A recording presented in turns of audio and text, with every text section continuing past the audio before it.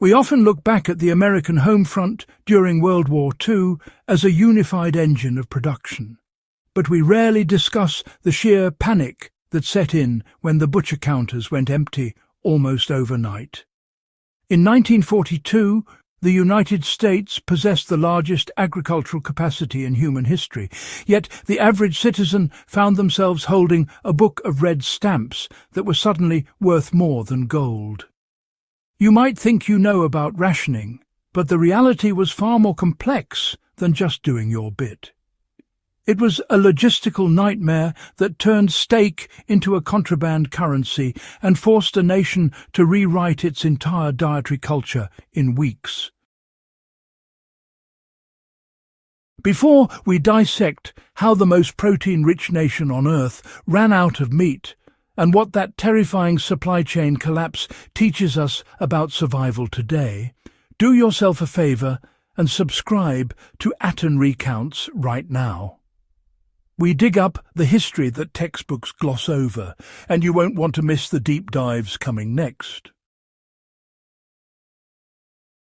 The primary reason meat vanished from American shelves was not a drop in production, but a strategic reallocation that modern supply chain analysts still study in awe.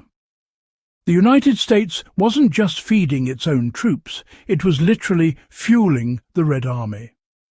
Through the Lend-Lease Act, the United States shipped over 250,000 tons of tushonka, a high-calorie canned pork stew, directly to the Soviet Union. American packers were canning pork specifically to Russian tastes, while domestic shelves sat bare. When you analyze the caloric transfer, you realize that the German Wehrmacht wasn't just defeated by bullets, but by American protein keeping the Soviets marching. For the domestic historian or the survivalist looking at logistics, this highlights a critical vulnerability. In a global crisis, national resources are prioritized for strategic assets, not civilian comfort. If you rely on a grocery store for your protein, you are relying on a surplus that ceases to exist the moment conflict begins. The government's solution was the Office of Price Administration, or OPA, which introduced a complex currency of red points to ration meat, fats and oils. This wasn't a simple limit on quantity, it was a manipulation of demand. The OPA would lower the point cost of less desirable cuts, like brains, kidneys and hearts, to steer the public away from prime cuts that were destined for the mess halls of Europe and the Pacific.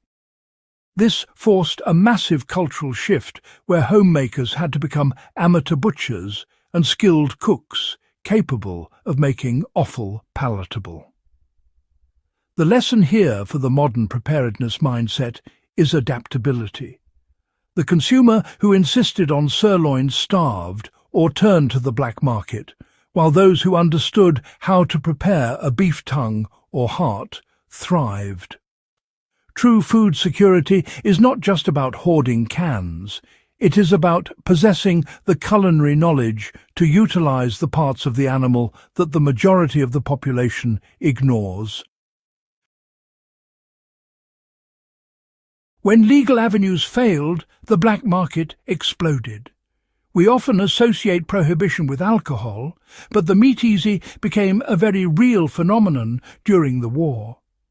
Unregulated slaughterhouses popped up in barns and garages across the Midwest, bypassing health inspections and price controls to sell meat at, exorbitant rates to desperate restaurants and wealthy families. Cattle rustling, a crime thought to be left in the Old West, returned with a vengeance as thieves would slaughter cows right in the pasture, taking only the valuable hindquarters and leaving the rest to rot. This breakdown of law and order surrounding food supplies is a stark reminder of how quickly civility erodes when protein is scarce. For the serious observer, this serves as a case study in market dynamics.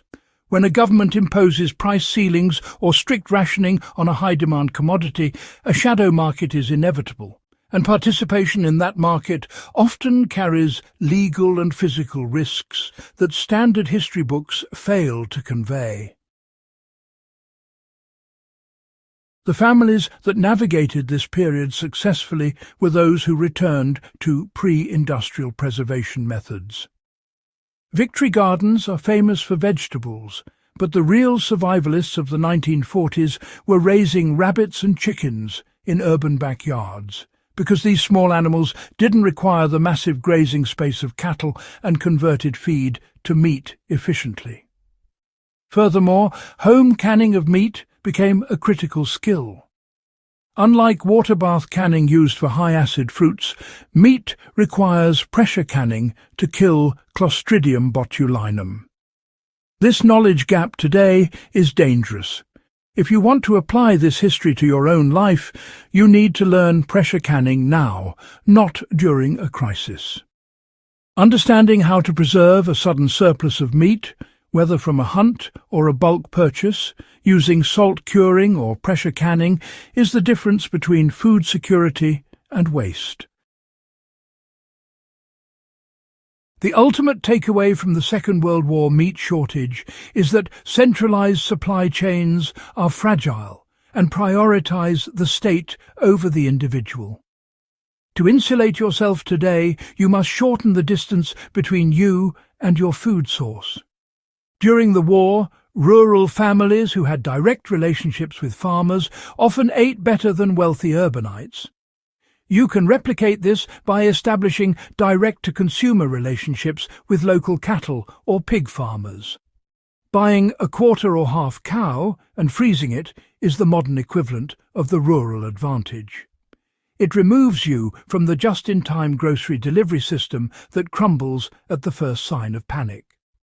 Additionally, learning to process whole primal cuts allows you to save money and mirrors the skill set of the 1940s homemaker who made every scrap count. History shows us that when the system strains, the specialized consumer suffers, but the generalist producer survives. We study the Second World War meat shortage not just to recount facts, but to understand the mechanics of scarcity. The vanishing was a result of government prioritization, logistical diversion, and price controls. These factors are not unique to the 1940s. They are economic realities that can resurface. By studying how our grandparents pivoted to organ meats, engaged in small-scale animal husbandry, and mastered preservation, we arm ourselves with a blueprint for resilience. If you found this breakdown valuable and want to join a community of serious history enthusiasts who look past the surface level, make sure you are subscribed to Atten Recounts. Share this video with someone who thinks the grocery store will always be full, and check out our other documentaries for more untold history.